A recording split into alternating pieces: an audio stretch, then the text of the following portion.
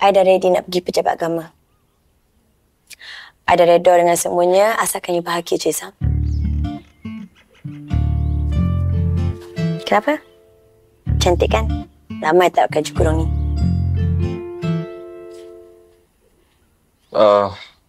Ayah suruh kita tangguh dulu pergi court tu. Ayah suruh settlekan masalah kita, especially dengan mak kau. Tapi I macam tak boleh tengok lagi lah muka mama tu. I macam kecewa sangat dengan apa yang dia buat dekat I. Aslin, apa ni? Kasihlah Chan nak manja-manja sikit sebelum pisah. Kena quit lah. Kau ni tak macam ni lah, nak buat hal, nak mengada, nak manja-manja lah. Nak pinjam kereta?